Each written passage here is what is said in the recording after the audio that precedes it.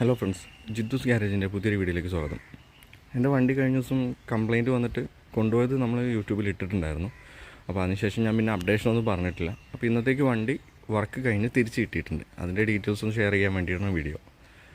Complaint വരുന്നത് 8-ാം തീയതിയാണ്.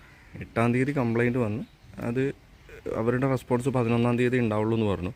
പിന്നെ വണ്ടി ചൂടാവുന്ന പ്രശ്നവും കാര്യങ്ങളും എല്ലാം ഉണ്ടായത് കാരണം ഞാൻ ട്വിറ്ററിലൊക്കെ പോസ്റ്റ് ഇട്ടും കസ്റ്റമർ കെയറിലേക്ക് വിളിക്കലും അങ്ങനെ കുറച്ച് ഇഷ്യൂസും കാര്യങ്ങളൊക്കെ ഉണ്ടാക്കിയപ്പോൾ അവിടെ നിന്ന് എനിക്ക് കോൾ വന്ന് അവർ 9-ാം തീയതി വണ്ടി വിട്ടു എടുക്കാൻ വേണ്ടിയിട്ട്. പക്ഷേ ഒരു കാര്യം പറയട്ടെ, 9-ാം തീയതി വണ്ടി വിട്ടത് RSA അല്ല വിട്ടിട്ടുള്ളത്. അതായത് ജസ്റ്റ് ആ ഈസ്റ്ററിൻ്റെ സമയത്ത് ലീവാക്കി വീട്ടിൽ പോയിട്ടുള്ള ഒരു മെക്കാനിക്കിനെ ഇങ്ങനത്തെ ഒരു ഇഷ്യൂ ആയതുകൊണ്ട് സ്പെഷ്യൽ ഇൻട്രസ്റ്റിൻ്റെ പുറത്ത് അവിടുത്തെ വണ്ടി കൊടുത്ത് വിടുകയാണ് ചെയ്തത്. അത് എത്രത്തോളം നല്ല കാര്യമാണെന്ന് എനിക്കറിയില്ല. എന്നാലും വണ്ടി അവർ പിക്ക് ചെയ്തിട്ടുണ്ട് 9-ാം തീയതി. പിന്നെ എനിക്ക് കോളൊന്നും വന്നിട്ടുണ്ടായിരുന്നില്ല. അത് കഴിഞ്ഞ് എനിക്ക് 10-ാം തീയതി ഒരു കോൾ വന്നു, കംപ്ലയിൻറ്റ് ക്ലോസ് ആയി എന്നും പറഞ്ഞിട്ട്. സാറ്റിസ്ഫൈഡ് ആണോ എന്ന് ചോദിച്ചു.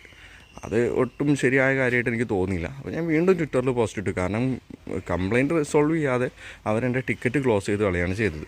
അപ്പോൾ എനിക്ക് കോൾ വീണ്ടും വന്നിട്ട് പറഞ്ഞ് ട്വിറ്ററിലും കോളിലും രണ്ടും ഇട്ട കാരണം ഒരു കംപ്ലയിൻറ്റ് ക്ലോസ് ചെയ്തതാണ്, ഒരു കംപ്ലയിൻറ്റ് ഇപ്പോഴും ഓപ്പൺ ആണെന്ന് പറഞ്ഞു. അതിൻ്റെ ജെനുവിനിറ്റി എനിക്ക് എത്രത്തോളം ഉണ്ടെന്ന് അറിയില്ല.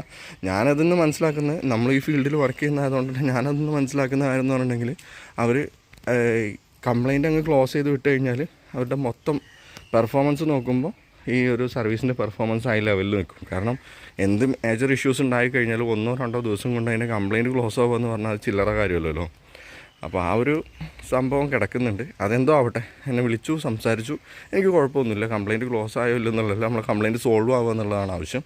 അപ്പോൾ അതിൻ്റെ വഴികൾ നോക്കാൻ പറഞ്ഞു. പിന്നെ ചൊവ്വാഴ്ച ഒക്കെ ആയപ്പോൾ എന്നെ വിളിച്ചിട്ടുണ്ടായിരുന്നു, BMS കംപ്ലയിൻറ്റ് വന്നതാണെന്ന് പറഞ്ഞിട്ട്.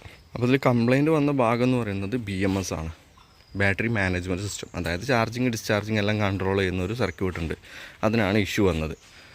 അത് കാരണമാണ് ആ ഒരു പോർഷൻ ഹീറ്റായിരുന്നത്. ബാറ്ററിയുടെ സപ്ലൈ പ്രോപ്പറായിട്ട് ബാക്കിയുള്ള ഇലക്ട്രോണിക്സ് ഐറ്റംസിലേക്കൊന്നും എത്താത്തതുകൊണ്ടാണ് വിയേർഡായിട്ട് മീറ്റർ റീഡിങ്ങും കാര്യങ്ങളും എല്ലാം കാണിച്ചിട്ടുണ്ടായിരുന്നത്. BMS ആണ് ഇഷ്യൂ. നമുക്ക് BMS ഇപ്പോൾ നിലവിൽ ഇതിൻ്റെ ചൈൽഡ് പാർട്ട് അവൈലബിൾ അല്ല, ബാറ്ററിയുടെ കൂടെയാണ് BMS വരുന്നത്. അതുകൊണ്ട് കംപ്ലീറ്റ് ബാറ്ററി പാക്ക് റീപ്ലേസ് ചെയ്തിട്ടുണ്ട്. ഇതിന് വേണ്ടിയിട്ടാണ് വെയിറ്റിംഗ് ഉണ്ടായിരുന്നത്. 20-ാം തീയതി എനിക്ക് വണ്ടി തിരിച്ചു കിട്ടി.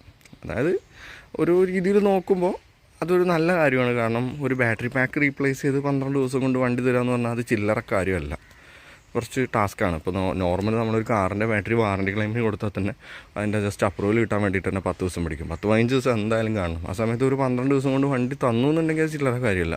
പക്ഷേ വണ്ടി എങ്ങനെ തന്നു എന്ന് ചോദിച്ചു കഴിഞ്ഞാൽ ട്വിറ്ററിൽ പോസ്റ്റ് ഇടലും അതിൻ്റെ ബാക്കി പരിപാടികളും ചെയ്ത് കുറച്ച് ഇഷ്യൂസ് ആക്കിയ കാരണമാണോ തന്നതെന്ന് ചോദിച്ചു കഴിഞ്ഞാൽ അതും പറയാൻ വയ്യ. അതുകൊണ്ട് ഇതിപ്പോൾ മോശവും പറയാൻ വയ്യ, നല്ലതും പറയാൻ വയ്യ എന്നുള്ള അവസ്ഥയാണ്. 12 ദിവസം കൊണ്ട് വണ്ടി കിട്ടിയത് നല്ല കാര്യം. പക്ഷേ ഇതുപോലെ എല്ലാവർക്കും കിട്ടുമെന്നുള്ള വേറൊരു കാര്യം. പിന്നെ 22,000 കിലോമീറ്ററിൽ ബാറ്ററി അടിച്ചു പോയി എന്ന് പറയുന്നത് ഒട്ടും സുഖകരമില്ലാത്തൊരു കാര്യമാണ്. പക്ഷേ ഇത് റയറായിട്ടുള്ളൊരു കംപ്ലയിൻ്റ് ആയതുകൊണ്ട് അത് കുഴപ്പമില്ല എന്ന് വിചാരിക്കാം. പക്ഷേ ഇങ്ങനെ ഒരു 10-15 വണ്ടിക്ക് ബാറ്ററി അടിച്ചു പോവുകയാണെന്നുണ്ടെങ്കിൽ ഈ കാലപ്പഴക്കത്തിൽ വാങ്ങിയിട്ടുള്ള എല്ലാവരും ഒന്ന് ശ്രദ്ധിക്കുന്നത് നന്നായിരിക്കും. പക്ഷേ ബാറ്ററി അടിച്ചു പോകണം, എങ്കിൽ മാത്രമേ നമ്മൾ പേടിക്കേണ്ട കാര്യമുള്ളൂ. ഇപ്പോൾ ഒരു വണ്ടിയുടെ അടിച്ചു പോയി എന്ന് പറഞ്ഞിട്ടുണ്ടെങ്കിൽ നമുക്കൊന്നും പറയാൻ വയ്യ. ചിലപ്പോൾ ആ ബാറ്ററി എന്തെങ്കിലും മാനുഫാക്ചറിങ് ഡിഫക്റ്റ് അല്ലെങ്കിൽ എന്തെങ്കിലും ചെറിയ ഇഷ്യൂ എന്തെങ്കിലും ഉണ്ടായിട്ടുണ്ടാവും. പിന്നെ നമ്മളെ യൂസേജ് കൊണ്ടൊന്നുമല്ല പോയിട്ടുള്ളത്. ഇത് എന്തുകൊണ്ട് അടിച്ചു പോയി എന്ന് ചോദിച്ചു, ഒരു കാരണവുമില്ല, ചുമ്മാ അടിച്ചു പോയതാണ്. അപ്പോൾ അതുകൊണ്ട് നമുക്ക് പ്രത്യേകിച്ചൊന്നും കെയർ ചെയ്യാനൊന്നുമില്ല. അങ്ങ് ഓടിച്ചു പോവുക, അടിച്ചു പോകുമ്പോൾ മാറ്റുക, അതല്ലാതെ അതിൽ കൂടുതൽ വേറെ സംഭവങ്ങളൊന്നുമില്ല. അപ്പോൾ ഇതൊക്കെയാണ് അപ്ഡേഷൻ പറയാനുള്ളത്. പിന്നെ ആസ് യൂഷ്വൽ നമുക്ക് എല്ലാവർക്കും വരാൻ ചാൻസുള്ള ഒരു ഡൗട്ടുണ്ട്, ചെറിയ മെൻ്റൽ പ്രശ്നമുള്ള എല്ലാവർക്കും ഉണ്ടാവും. ഈ ബാറ്ററി മാറ്റിയിട്ടുണ്ടോ ഇല്ലേ എന്നൊരു സംശയം. അപ്പോൾ നമുക്ക് അതും കൂടെ ഒന്ന് ചെക്ക് ചെയ്യാം. ഇതിൻ്റെ താഴെ ഇതിങ്ങനെ ഇരുന്ന് കിടന്ന് നോക്കിക്കഴിഞ്ഞാൽ ഇവിടെ ഒരു പോർഷൻ മാത്രം നല്ല ബ്ലാക്കായിട്ട് കാണാം. ഈ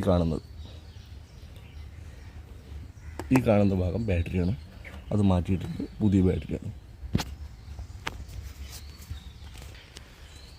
ബാറ്ററി റീപ്ലേസ് ചെയ്തിട്ടുണ്ടെന്നുള്ള കാര്യം കൺഫേമാണ്. വേറെ ഇഷ്യൂസൊന്നുമില്ല. ഇന്നലെ ഓടിച്ച് നോക്കി ബാക്കി കാര്യങ്ങളെല്ലാം അതുപോലെ തന്നെ ഉണ്ട്. അപ്പോൾ ഇതൊക്കെ തന്നെയാണ് അപ്ഡേഷൻ പറയാനുള്ളത്. ഇനി ബാക്കി കാര്യങ്ങൾ, എനിക്കിതിൻ്റെ ഒരു പോസിറ്റീവ് വീഡിയോ ഇടണമെന്നുണ്ടായിരുന്നു. അത് ഇടാൻ വേണ്ടിയിട്ടാണ് സത്യം പറഞ്ഞു കഴിഞ്ഞാൽ അന്ന് വണ്ടി എടുത്തത്. ആ സമയത്താണ് ബ്രേക്ക് ഡൗൺ ആയത്. കുറച്ച് കാര്യങ്ങൾ, എല്ലാ സാധനത്തിനും പോസിറ്റീവ് നെഗറ്റീവ് ഉണ്ടാവുമല്ലോ. ഒരുപാട് പോസിറ്റീവുള്ള വണ്ടിയാണ്. അതിൻ്റെ കാര്യങ്ങളൊന്ന് പറയണമെന്ന് മനസ്സിലുണ്ടായിരുന്നു, അത് പറ്റിയിട്ടുണ്ടായിരുന്നില്ല. അപ്പോൾ അടുത്ത ദിവസങ്ങളിൽ ഇതിൻ്റെ പോസിറ്റീവ് വീഡിയോ ഇടാം. പിന്നെ ഒന്നുമല്ല, കുറച്ച് കമൻറ്റിൽ കുറച്ച് ചേട്ടന്മാർ ഇങ്ങനെ വന്നവരൊന്ന് പറയുന്നുണ്ടായിരുന്നു.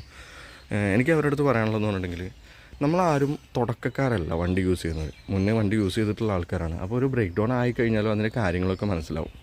പിന്നെ എനിക്കോ നിങ്ങൾക്കോ ആർക്കും ഓലെ കാശൊന്നും തരുന്നില്ലല്ലോ നമ്മളിങ്ങനെ ന്യായീകരിക്കാൻ വേണ്ടിയിട്ട്. ഉള്ള കാര്യങ്ങൾ ഉള്ള പോലെ പറയാനായിട്ട് എന്തിനാ അത്ര മടി? നമ്മളുള്ള കാര്യങ്ങൾ ഉള്ള പോലെ പറയും. എനിക്ക് പ്രോപ്പർ ബ്രേക്ക് ഡൗൺ സപ്പോർട്ട് കിട്ടിയിട്ടില്ല.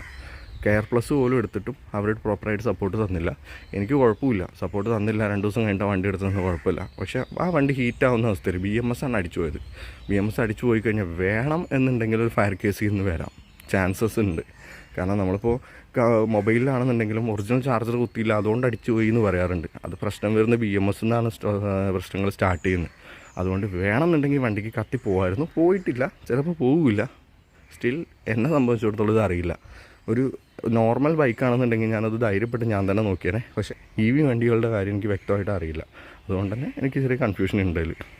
സ്വാഭാവികമായിട്ട് ഞാൻ പാനിക്കാവാൻ ചാൻസ് ഉണ്ട്. പാനിക്കായാലും വലിയ തെറ്റൊന്നുമില്ല. അവരുടെ ഭാഗത്ത് നിന്ന് പ്രോപ്പർ റെസ്പോൺസ് കിട്ടാത്ത കാരണമാണ് ഞാൻ നിങ്ങളുടെ അടുത്ത് ഈ കാര്യങ്ങൾ ഷെയർ ചെയ്തത്. അപ്പോൾ വണ്ടി ആകുമ്പോൾ ബ്രേക്ക് ഡൗൺ ആവും, വണ്ടി ആകുമ്പോൾ പ്രശ്നം വരും, ഇതൊന്നും ശരിയായൊരു മറുപടി ആയിട്ട് എനിക്ക് തോന്നുന്നില്ല. പിന്നെ ഒരു മറുപടി ഇടുമ്പോൾ അതിന് ഫുള്ളിട്ട് കഴിഞ്ഞാലും സുഖമായിരുന്നു.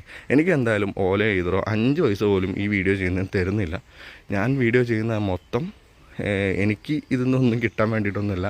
എൻ്റെ ഒരു ടൈം പാസും അതുപോലെ തന്നെ ഈ വീഡിയോ കാണുന്ന ആർക്കെങ്കിലും വല്ല ഉപകാരം ഉണ്ടെങ്കിൽ അത് ഉണ്ടാവട്ടെ എന്ന് വിചാരിച്ചിട്ട് മാത്രമാണ്. അപ്പോൾ എനിവേ താങ്ക്സ് ഫോർ വാച്ചിങ്. നമുക്ക് അടുത്ത വീഡിയോയിൽ വീണ്ടും കാണാം.